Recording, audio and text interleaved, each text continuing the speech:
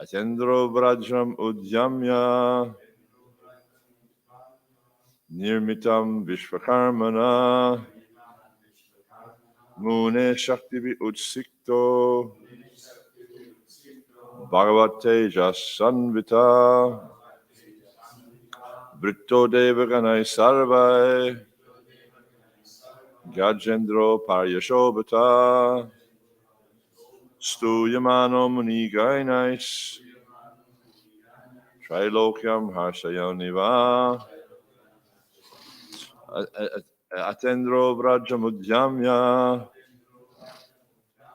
Nimittang Vishvakarmana Mune Shakti Utsikto Bhagavate Jasanvita Vritto Devaganai Sarvai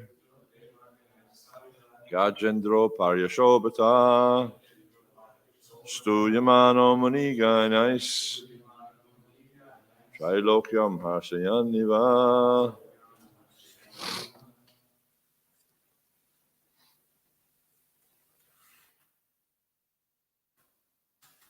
One can try.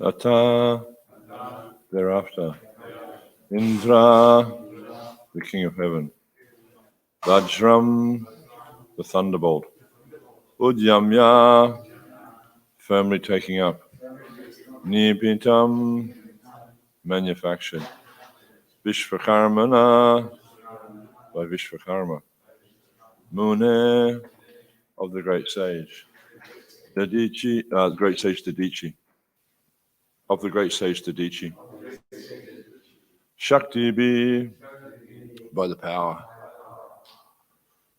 Utsita, saturated, Bhagavat, of the Supreme Personality of Godhead, Tejasa, with spiritual power, Anvita, out, Vrata, encircled, Devaganai, by the other demigods, Sarvai, all, Gajendra, of his elephant carrier, Upari, upon the back, Ashobhata, shone, Stuyamana, being offered prayers, Muniganai, by the saintly persons, Trilokyam, to the three worlds, Ashayan, causing pleasure, Eva, as it were. Translation. Thereafter, King Indra very firmly took up the thunderbolt manufactured by Vishvakarma from the bones of Dadichi, charged with the exalted power of Dadichi Muni, and enlightened by the power of the Supreme Personality of Godhead. Indra rode on the back of his carrier, Airavata, surrounded by all the demigods, while all the great sages offered him praise. Thus he shone very beautifully, pleasing the three worlds as he rode off to kill Vritrasura. Responsively. Thereafter, King Indra very firmly took up the thunderbolt, manufactured by Vishvakarma from the bones of the Dadichi, charged with the exalted power of the Dadichi Muni, and enlightened by the power of the Supreme Personality of Godhead. Indra rode on the back of his carrier, Airavata, surrounded by all the demigods, while all the great sages offered him praise. Thus he shone very beautifully, pleasing the three worlds, as he rode off to kill Vritrasura. So there's not much in the way of purports here. There's a few small ones. I was actually thinking to, let's see how we go, but I was thinking to read through to the end of the chapter. Vritamya abhyadravashchatram asuranika yutapai paryastam ojasa rajan krudo rudra nivantakam. My dear King Parikshit, as Rudra, being very angry at Antaka, Yamaraj, had formally run toward Antaka to kill him, Indra angrily and with great force attacked Vritrasura, who was surrounded by the leaders of the demoniac armies. And we see, like here, how Indra was angry at Vritrasura. And we see the same happened in Bhagavad Gita. We know that at the start of the Bhagavad Gita, when Arjuna, he said, "Seno yobiyo madhya," take my chariot, put it between the two armies, so I can see who's here willing to sort of, support Duryodhana, because Duryodhana had an improper desire to usurp the kingdom from Yudhisthira, because Yudhisthira was the rightful leader, because he was the father of the emperor. But Duryodhana, inspired by Dhritarashtra, was trying to usurp the kingdom. And so then when Krishna took Arjuna's chariot and placed it between the two armies, and it says, it's really interesting in the Gita, it says, Pramukata Bhishma Dronam Cha, that like Krishna could have taken the chariot anywhere in the battlefield. He could have just taken it sort of randomly down. But he decided to take the chariot right in front. Pramukata means right in front of the face of Drona and Bhishma.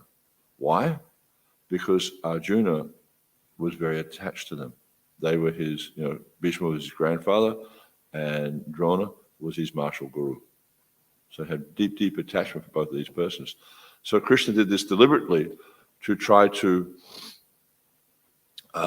bring out Arjuna's affection for his guru and for his grandfather, but also to get his emotions sort of churned up a little bit. And then at this point we see that Arjuna, he cast aside his bow and arrows, and he says, Govinda, I shall not fight. And so we see throughout the Gita that actually what Krishna is doing is trying to incite Arjuna's anger, trying to get him worked up about this situation.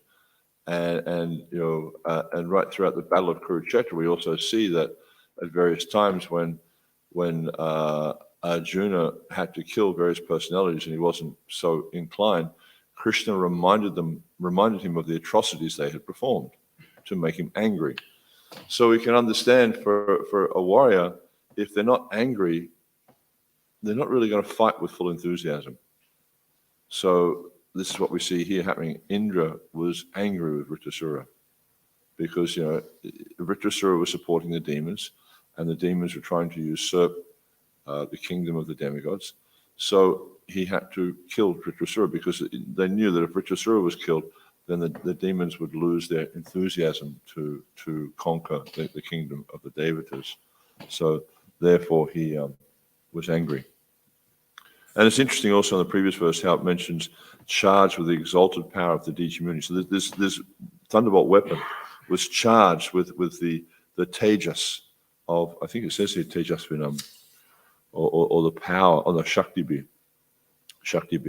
the shakti of Dadichi, because he was, as we know from the previous verses, he was a great sage, very, very powerful, and a great devotee of Krishna. And we see how in the end he fixed his mind on the lotus feet of Krishna and gave up his body. And so, this thunderbolt weapon was charged with his potency, but also, and very significant here, is he was enlightened by the power of the Supreme Personality of Godhead.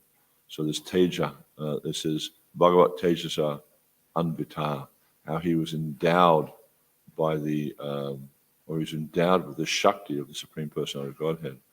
And in this way, he was able to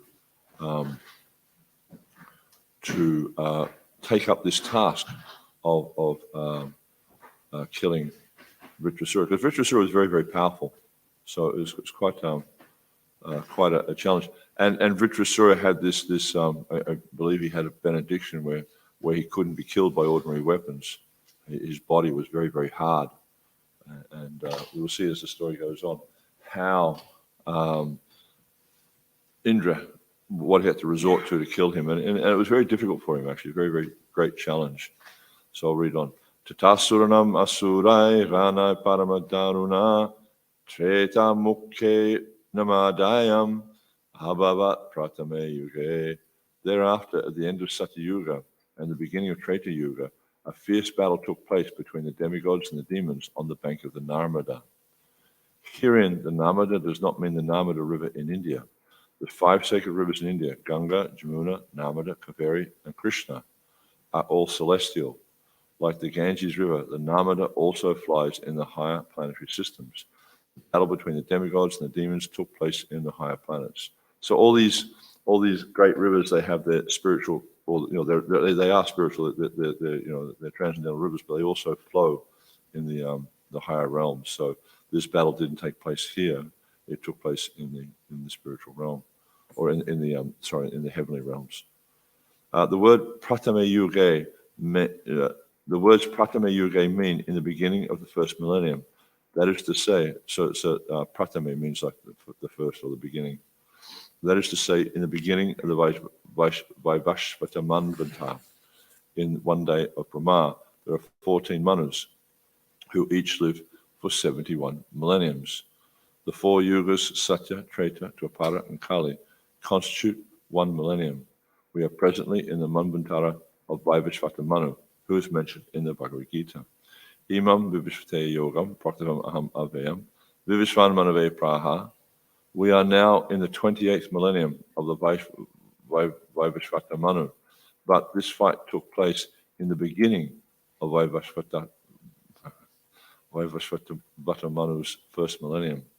One can historically calculate how long ago the battle took place.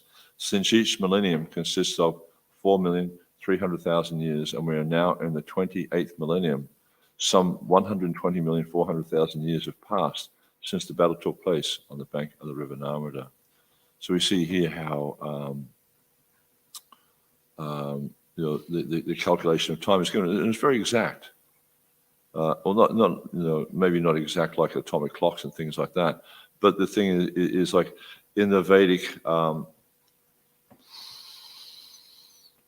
calculation, everything is very. It's not like it's random or not known. Everything is very sort of clearly understood. How long a millennium is, how the ages flow, and you see there's a section in the 5th canto of the Bhagavatam. It even talks about the various elements of time and how the time is broken down. And actually, it is very concise, because we see that even like it talks about the distance it takes an atom to move, the time it takes an atom to move from one point to another point, which is a very, very small distance. That's the basic measurement of time. So it's very similar to what they do with atomic clocks, but they don't have these, fancy timepieces or whatever to calculate all these things, but somehow or other they figure it all out.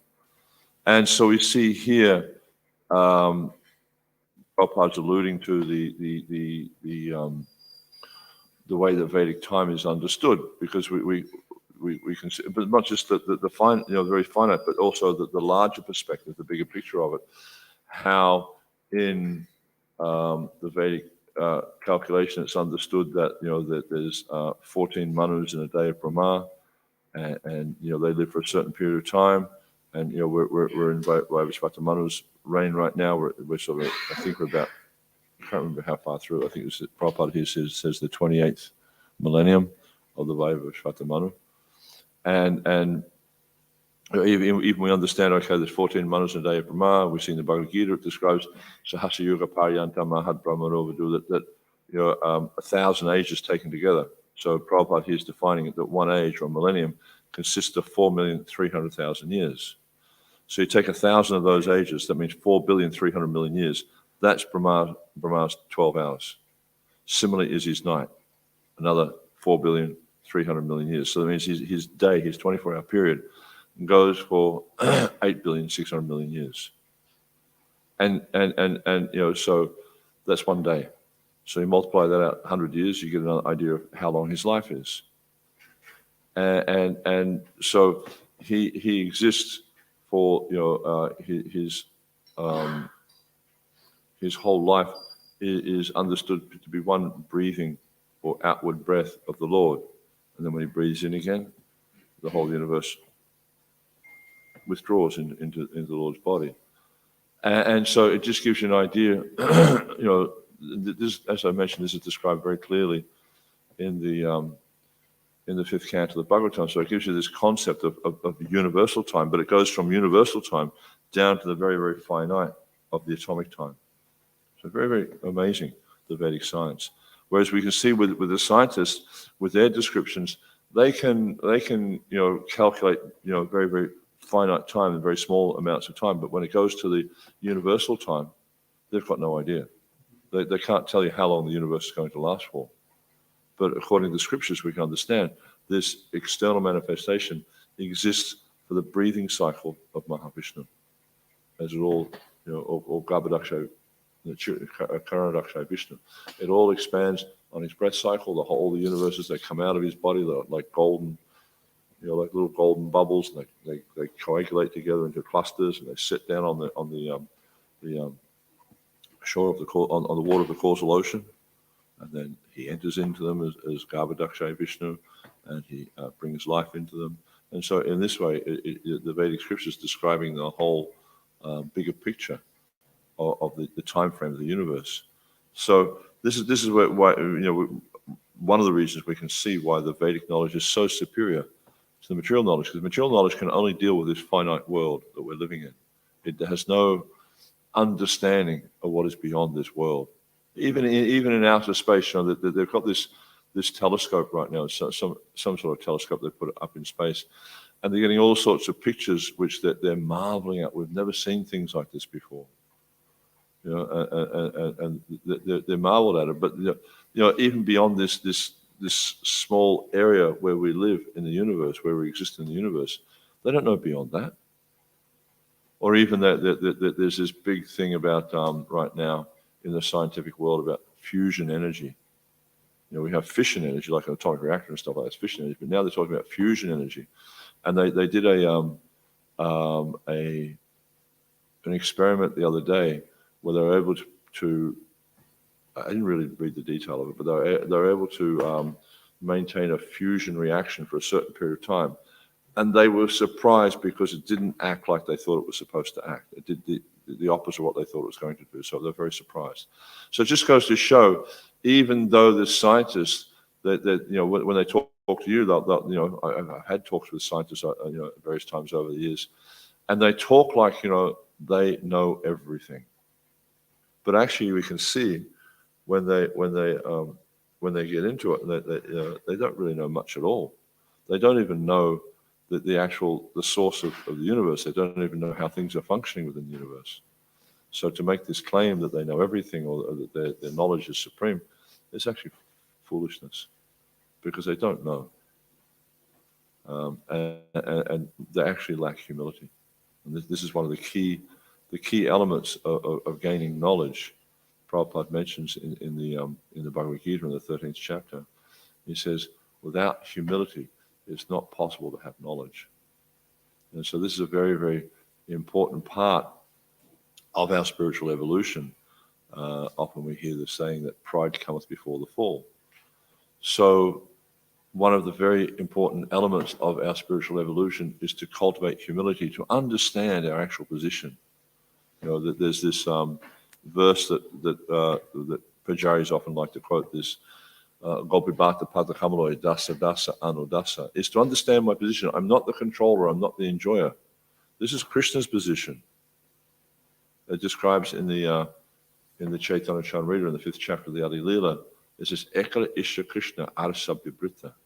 That there's only one master, there's only one controller, and this is Ekala, Ishvara, Krishna. This is Krishna.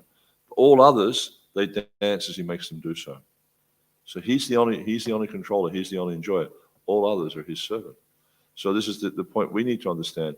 Even in this material world, we may have so much material facility, we may have so much wealth, we may have so much power. And you can see in this material world, there are some people who are quite powerful. They're very powerful. They might be the prime minister or the president or the king of some big country or whatever.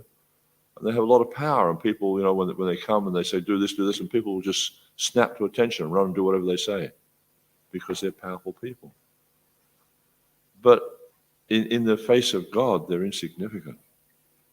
And God is such a powerful personality that all others just do his bidding, even though they don't realize they're doing his bidding, because he, as we see in the Gita, he explains, this is a hamsa vasha pravo mata sarvam pravatati iti matva bhajante mam buddhavavasman vidha, that I am the source of all spiritual and material worlds.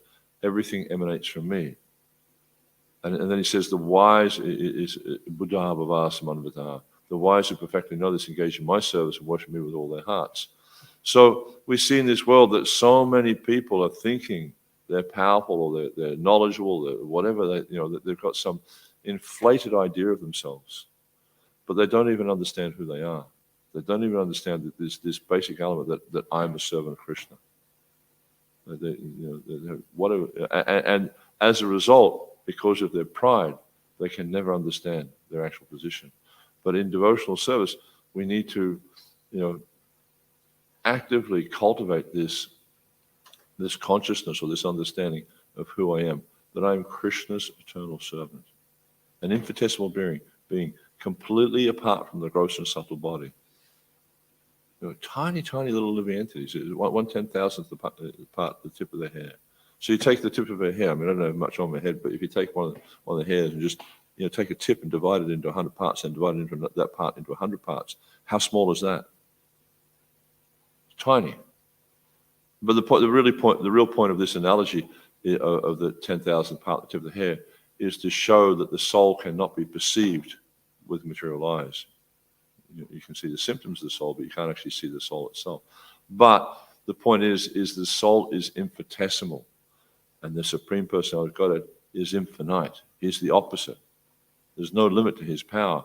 But the problem is in the material world, because we have some facility, because we have some whatever it is, knowledge, power, fame, beauty, strength, whatever, we think we're wonderful.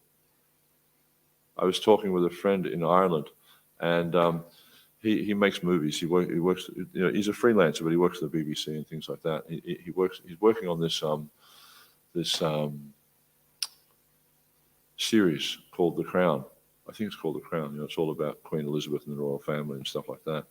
And he was just relating to me some of the experiences he has working with these actors. And of course, as a devotee, you have a very different perspective. And one of the things they're really, these actors, they're really into this one-upmanship. They're always trying to get it over the other person because they want to be the one that gets the leading role, or they want to be the one who gets whatever. They're so full of themselves. They're so consumed with false ego, thinking that they're wonderful people, thinking that they're great personalities, and trying to get the good role, try to get the good money. It's all about themselves. But we see as we move through life, then okay, when we're young, we have strength, we have vitality, we have vigor, we have all sharp mentality, all this sort of stuff. But as we get older and older and older, it all starts to dwindle. And you'll see what these people do is they're so consumed with their body that they see that I was just noticing the other day how all the jowls under here are starting to form up, And I think, okay, fine, that's just what happens with the body. But you'll see people who are really consumed by their appearance, they'll go get some plastic surgery. They'll get this cut out and tucked up and sewn up and all this, just so they can try and maintain this false material body, this illusion of beauty for many years. But the fact of it is it's temporary. It has a beginning, it has a middle, it has an end. It will come to an end. And they struggle, materialistic people struggle to accept that. They struggle to accept that it's temporary. They struggle to accept that they're not the controller, they're not the enjoyer. They're just, the position is just as that of a servant of Krishna. This is why this Vedic knowledge is so wonderful, because it helps us to understand our actual situation in this universe. So, yeah, what I'll do is I'll just read through to the end of the chapter, and we'll see if there's any questions, because I think there's one more short purport. O King, when all the Asuras came onto the battlefield, headed by Vritrasura, they saw King Indra carrying the thunderbolt and surrounded by the Rudras, Vasus, Adityas, Ashwini Kumaras, Pittas, Vanis, Maruts, Ribus, Sadyas, and Vishwadevas. Surrounded by his company, Indra shone so brightly that his effulgence was intolerable to the demons. Can you imagine that? He had like the Rudras there. That would be pretty fearsome. All these manifestations of Lord Shiva. Many hundreds and thousands of demons, demi-demons, yakshas, rakshasas, man-eaters, and others, headed by Sumali and Mali, resisted the armies of King Indra. You can imagine with the rakshasas, you're fighting with the rakshasas, they kill you and they eat you. And maybe you're not even completely dead when they're eating you. Resisted the armies of King Indra, which even death personified cannot easily overcome. Among the demons were Namuchi, Sambara, and Anava, Dvimurdha, Rishabha, Asura, Hayagriva, Shankashira, Viprachiti, Ayamukha, Puloma, Rishaparva, Praheti, Heti, and Utkala. Roaring tumultuously and fearlessly like lions, these invincible demons, all dressed in golden ornaments, gave pain to the demigods with weapons like clubs, bludgeons, arrows, barbed darts, mallets, and lances. Pretty fearsome, It's just like it's what's going on in the war they have in Ukraine. It's kind of like it's not the same. They're like shooting missiles from a distant place. So, and then they get missiles shot at them from a distant place. So it's very, very different. But this here, that they're all in there. They've got their weapons and they're hacking and chopping and bludgeoning people to death and stuff like that. Very, very intense situation. Armed with lances, tridents, axes, swords, and other weapons like shatagnis, pushundis, the demons attacked from the different directions and scattered all the chiefs of the demigod armies. When insignificant persons use rough words, hang on, just a page. As the stars in the sky cannot be seen when covered by dense clouds, the demigods, being completely covered by the networks of arrows falling upon them one after the other, could not be seen. So many arrows were raining from the sky. It was just like they were completely blotted out. You couldn't see them. And you can see, like this in the Mahabharata, there's descriptions like that where Arjuna and Bhishma and different great personalities, how they had arrows shot at them so fast they just became completely covered. And Arjuna, he was such a warrior that he was cutting the arrows to pieces as they're flying at him. So we see this technology they have now, where someone fires a missile and they have another missile that shoots and destroys that missile. It seems like, wow, this is pretty wonderful. Arjuna was doing that with arrows. And actually, I saw there's a video of this guy in somewhere in Scandinavia. I've forgotten his name. And he's practiced his whole life to be an archer, but it's not just a guy who stands at the target, He's doing the things like Arjuna, probably not to the same extent, but just like he's jumping through there, he's rolling, the whole thing, he's shooting arrows the whole time. And it's like you practically can't see the one arrow between one arrow and the next. It's just a constant flow of arrows. It's brilliant to see. So you can see, like, some people say, oh, this is all mythological. You can't do things like that. But you can see people, even in this day and age, are doing wonderful things like that. So how much greater Arjuna, who's someone who trained from the time of being a child. And he had these mystical astras where he would, he'd pull out an arrow, he'd chant a mantra onto the arrow, and then he'd fire this astra, and so many millions of arrows would come out of this one arrow. And he could control what they would do, or he could make a nuclear weapon. It was so small, it could go inside someone, an individual, and destroy them. Or he can make another Brahmastra that's so big, it can destroy the whole universe. Incredible power these warriors were. The showers of various weapons and arrows released to kill the soldiers of the demigods did not reach them because the demigods, acting quickly, cut the weapons into thousands of pieces in the sky. You can see like they're firing these showers of arrows. It's just like, the whole sky became black because of the number of arrows, and they just and shot them all down. Very incredible. As the weapons and mantras decreased, the demons began showering mountain peaks and trees and stones upon the demigod soldiers. But the demigods were so powerful and expert that they nullified all these weapons by breaking them into pieces in the sky as before. So they didn't even reach them. They just destroyed them while they're in the sky. When the soldiers of the demons, commanded by Vritrasura, saw that the soldiers of King Indra were quite well, having not been injured at all by their volleys of weapons, not even by the trees, stones, and mountain peaks, the demons were very much afraid. When insignificant persons use rough words to cast false, angry accusations against saintly persons, their fruitless words do not disturb the great personalities. This is a really important point for us to understand, that people are going to say harsh things to us. That's just part of being, a human being, is people are going to say harsh things. Don't be affected by it. It should be like water off a duck's back. And we see there's that wonderful story of Jad Bharat when Rahugana was because Jad Bharat he was rounded up by Rahugana's attendants to carry Rahugana's palanquin, and Jad Bharat, being a great greatly advanced devotee, he's okay. Well, I'll do that. Fine, whatever comes by the arrangement of the divine. And so he's carrying the palanquin, but he's seeing all the ants and insects walking on the ground, so he's trying to avoid them. And so the palanquin wasn't being carried very nicely. And then Rahugana, he started to criticize and chastise, Jad Bharat based on his perception of him, based on the external body. Oh, but you're so this and you're so that, and he's going on and on. And then Jad Bharat, he said, my dear king, all these things you say, they may be true in relation to the body, but I'm not the body. And Rahugana was like, oh my God, who am I talking to here?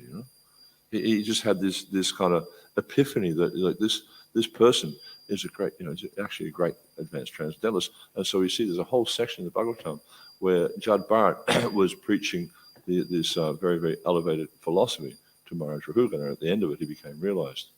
So the point is like people may say so many harsh things to us, and it happens, even in exchanges amongst devotees. It happens that people may say, different devotees or different persons may say so many harsh things to us, but we have to understand that this is not me. I'm not this body. I'm not this external body. I'm a pure servant of Krishna. And so this is a very, very important point that's being made here. Is even though they may say harsh things, they shouldn't just disturb us. We need to try to rise above these things and realize that this is just the kind of turnings of the material nature. And sometimes we see how the modes work. Is sometimes the modes, it could be goodness, could be passion, could be ignorance, and they're constantly changing. And so one day you might have this experience where someone's speaking very harshly to you, and oh my gosh, how can they say those things about me? Am I really like that? You get very, very disturbed. And then the next day they're glorifying you. Ah, yes, at last someone understands my true nature. But actually the idea is to be this eke he kuranandana, to be just like, very, very one point in our attention, just focused upon serving Krishna and not affected by all this comings and goings in the material world, because it's going to change, and you're going to experience the whole plethora of experience in this material world, where sometimes people love you and they praise you and you think you're the greatest thing since sliced bread, and then you get other people who are just like criticizing and chastising, and you're this and you're that, and they just go on and on and on about all these different types of stuff, and it's just the nature of being this material world.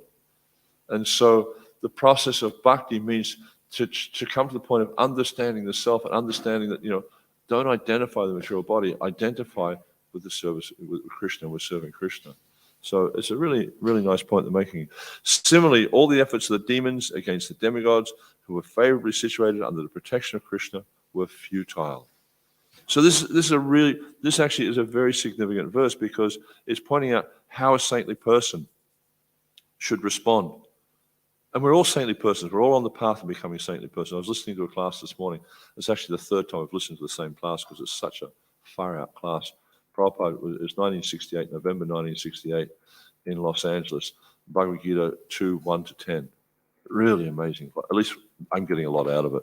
And so Prabhupada was talking towards the end of the class. He was asked a question, and he was talking about pure devotees. And he said a pure devotee is one who's following a pure devotee. Even though you may not be 100% pure, if you follow a pure devotee, you're also a pure devotee. And so Prabhupada would say, all my disciples are pure devotees. Why? Because they're following Srila Prabhupada. So because we're on the path of bhakti, we're as good as being pure devotees. May not be manifesting ecstatic symptoms, may not be rolling on the floor with horripilations, etc., and drool coming out of our mouth and whatever. But still, because we're on the path of bhakti, because we're following Srila Prabhupada, we're considered to be pure devotees. And so this verse is very, very significant, because we are endeavoring to become saintly persons, and we're endeavoring to take shelter of Krishna. And because of that taking shelter of Krishna, we become protected. And it's the same we see here. The Devatas, because they were under the protection of Krishna, then every effort of the demons to defeat them were futile.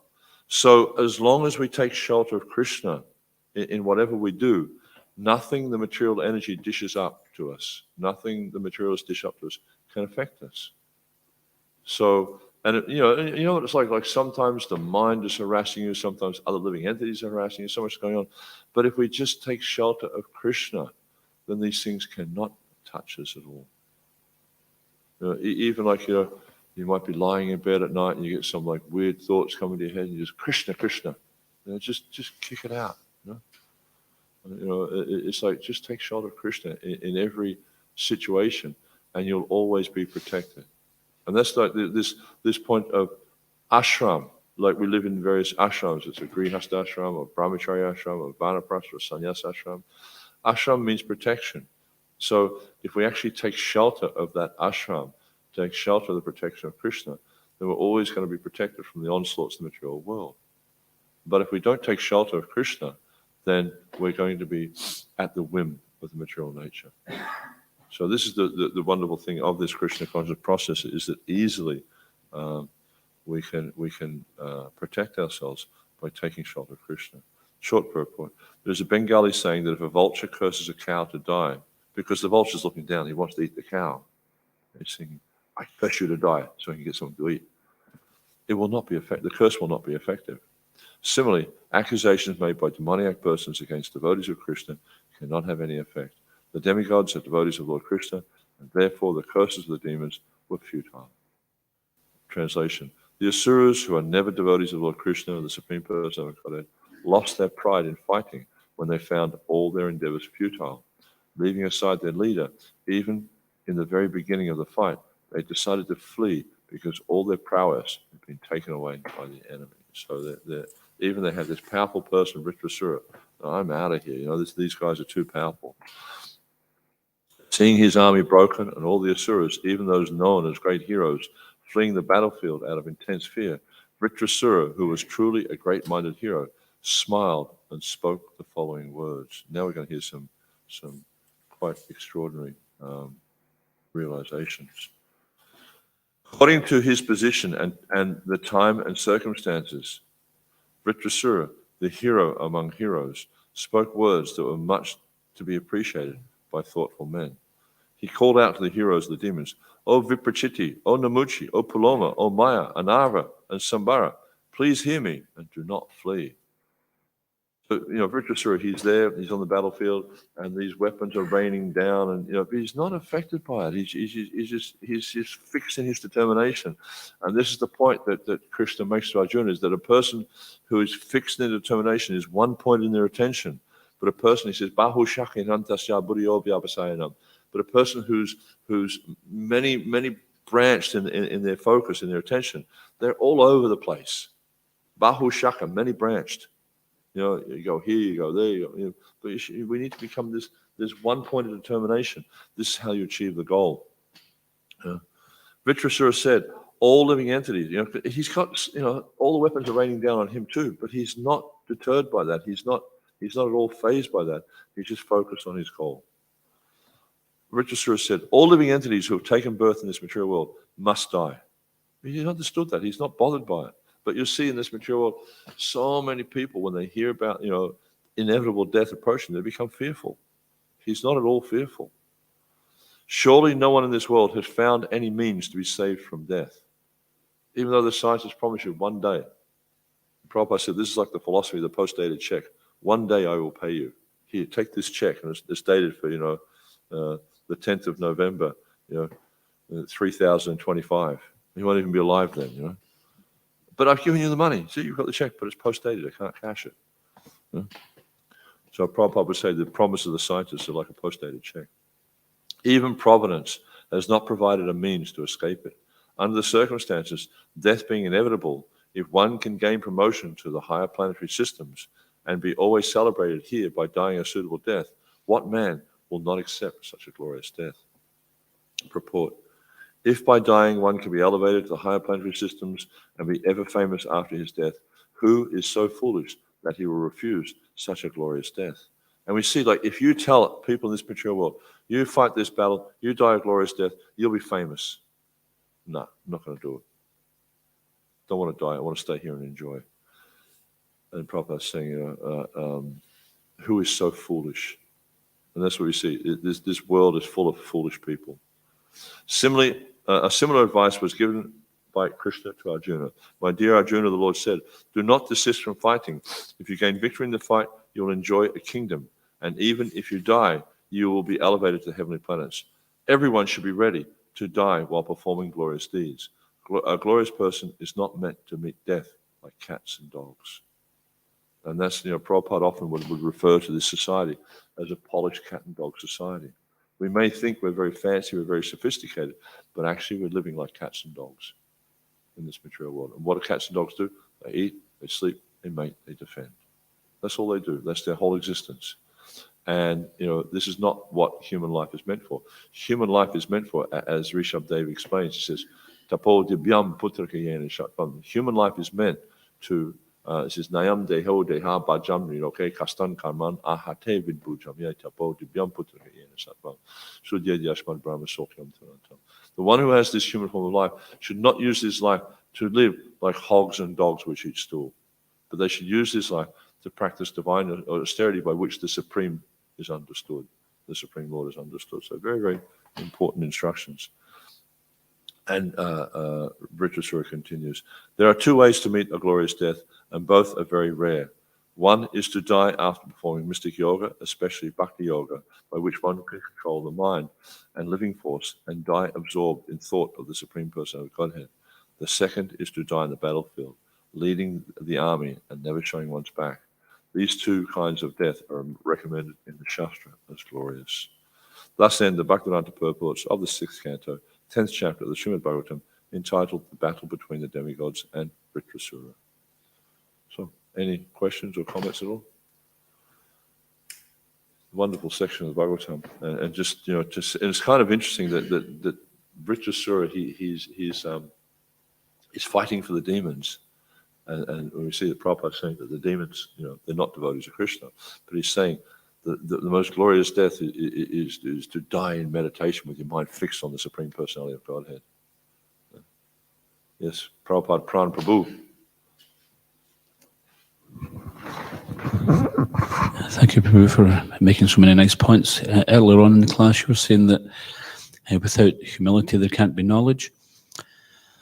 And I was just wondering the kind of relationship between Jnana and Vijnana in terms of realized knowledge and theoretical knowledge, in terms of the devotees studying Shastra and the practical application of it, because sometimes it appears that devotees may become a bit of a bookworm, and of course by reading these books they're purifying anyway, but it may not necessarily substitute realization. So how to see that balance between study, which doesn't become all-encompassing, and application. Yeah. I guess there's many different ways that could be responded to, and I'll just endeavor in my own small way to try to respond to that. Definitely to study the scriptures is beneficial, but more beneficial is to hear the scriptures from others. So this is why Bhagavatam class is important, for instance, is to hear the realizations, especially of great souls. I have one of these MP3 players with a good speaker in it. So every morning, what I do is when I go to the bathroom, is I turn on and listen to Prabhupada, and to hear Srila Prabhupada's realizations and explanations of the Shastra, profound. And Prabhupada's realizations are so, just light years above what I can ever conceive. And to hear him speak on the Shastra is very, very profound. To hear other devotees, advanced devotees, like Shiva Ram Maharaj, he gave class in London just recently. It was very, very, just his realizations on the six Goswamis, very, very profound. And so it's very important to hear. But also, it's very important for all of us to read the scriptures and then speak, to speak our realizations, because it's just like when you're in the position of having to explain something, then this kind of brings together your understanding of these things and puts it into a cohesive, thought process. And so you're able to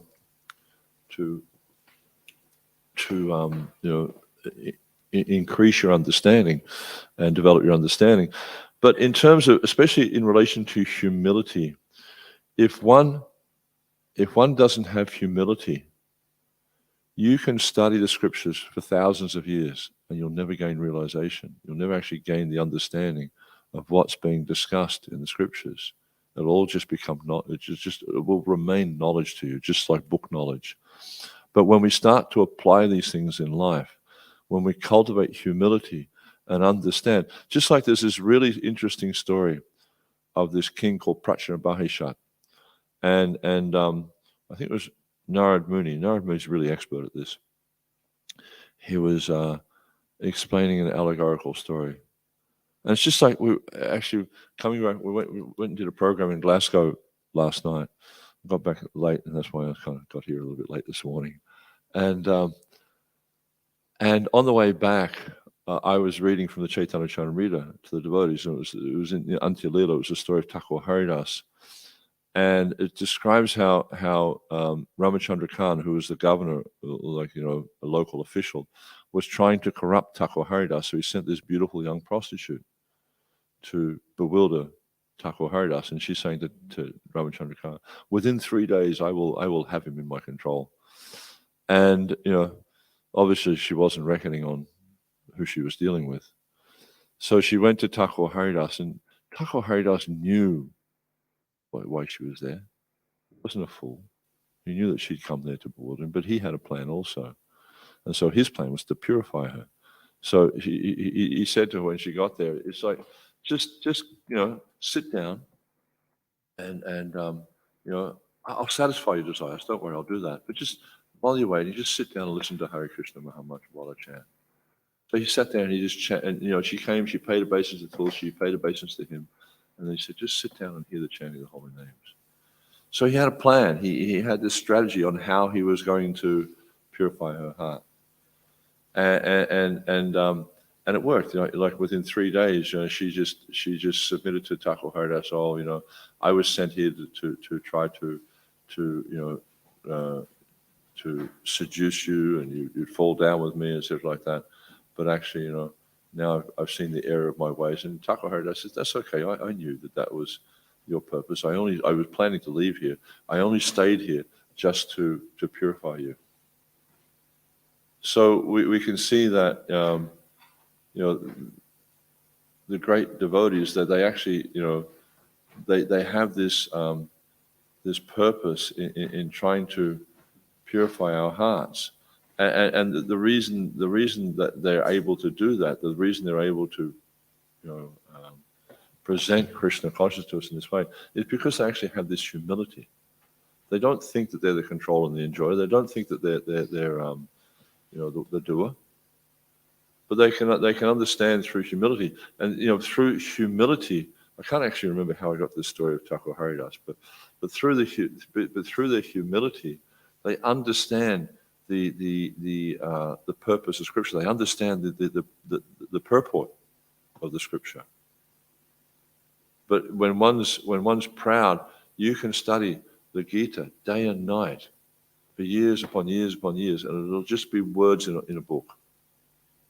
But if we cultivate humility through applying the teachings that we're reading in the Gita, we get realization, we get epiphany.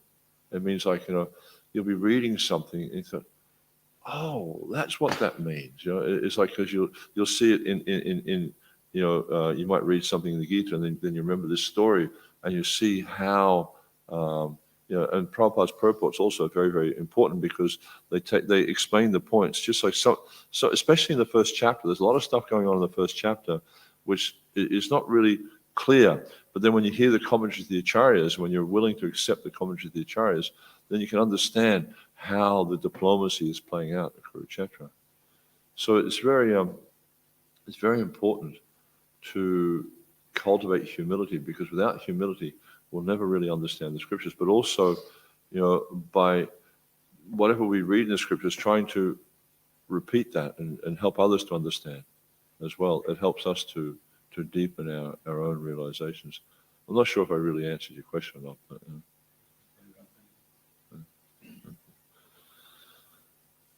yes, Mataji. Thank you so much. It was a very nice class. The verse that really caught my attention was the insignificant, when insignificant people tell something, we need to understand that we are servants of Lord and not have that affect us. So how do you differentiate between significant and insignificant people? A significant person is someone who's given their life to Krishna. An insignificant person is everyone else. And a famous person, like Lord Chaitanya mentions that, one becomes famous by giving their life to Krishna. And you go through history, just even in the last few thousand years. How many people from the last few thousand years who've done so-called significant tasks are we aware of? But we see like Arjuna, 5,000 years ago, on the Bala Kurukshetra was speaking with Krishna. He gave his life to Krishna. Vritrasura, 120 million years ago, was fighting this battle. 120 million years ago. How many people in this material universe do we know from 120 million years ago? They don't even accept that the things were around 120 million years ago. They think it was all just a pile of gas back then. So it's like, by giving your life to Krishna, one becomes significant. One becomes important. That's all it is. You see, the thing is, we have to be careful not to fall into this trap of thinking, because I'm a great devotee, therefore I'm special. No, it's because of my connection with Krishna. Like you have the light bulb, right? You take the light bulb out and look at it, what does it do? It doesn't glow. But because it's connected with the powerhouse, therefore it glows. So it's the same for us. As long as we remain connected to Krishna and the pure devotees, then we have meaning, we have purpose, we have significance, we have substance. But if we're disconnected from that, we're just a shadow. We're just like something that just comes and goes in this material world of no particular importance or significance. So the thing to do then is to really focus on cultivating our connection, strengthening and deepening our connection to Krishna and the Vaishnavas. That way. And it's not that our goal is to become significant. That's not it at all. Our goal is to become connected to Krishna, to take full shelter at his lotus feet. And in this way, because Krishna And like I was saying, that the class I was listening to this morning, Prabhupada was saying, he was explaining just because, we're following the instructions of a pure devotee, therefore we become pure. So in the same way, he was using the analogy. It's just like, you may be following, like you're an apprentice and you're following the expert technician, right? And as long as you do what they say, you're as good as them. So in the same way, as long as we remain connected to Krishna, then we're as good as Krishna. This is the example of the spiritual master. Sometimes devotees fall into this illusion that someone who's a spiritual master, even when they fall away from the process, they still follow that person. But they don't understand that what made that person great was the connection to Krishna. But as soon as they lose that connection, gone. It's just like you put an iron rod in the fire. Prabhupada uses this analogy a lot. When you put the iron rod in the fire, if you leave it in the fire long enough, it becomes the same as fire. It gives heat, it can burn, it gives light. All the qualities of fire are there. If you take it out of the fire, it gradually loses those qualities. And Prabhupada would often use this term, the fire of devotional service. So as long as we remain in the fire of devotional service, then we take on all these transcendental qualities. But as soon as we leave the fire of devotional service, then these transcendental qualities gradually diminish. And if you put the iron into water, instantly diminished. So very, very interesting how it works. And this is the quality of the devotee, or the nature of the devotee. He gives all credit to Krishna. He gives all, like Prabhupada this morning in this class I was listening, he's giving all credit to his spiritual master. He wasn't taking any credit for himself. But the materialists, they want to take all credit. I'm so powerful, I'm so strong, I'm so knowledgeable. It's because of my prowess. And this is Arjuna's position, because we see at the end of the Gita, how did he become qualified to conquer the enemy? He said, especially how did he become qualified to conquer birth and death? Because at the end of the Gita, he says, Tat pasadat maya achyuta, that by your mercy, O Achyuta, I now understand. And I will follow your instruction. But the materialists are saying, by my prowess. False ego, they're driven by false ego.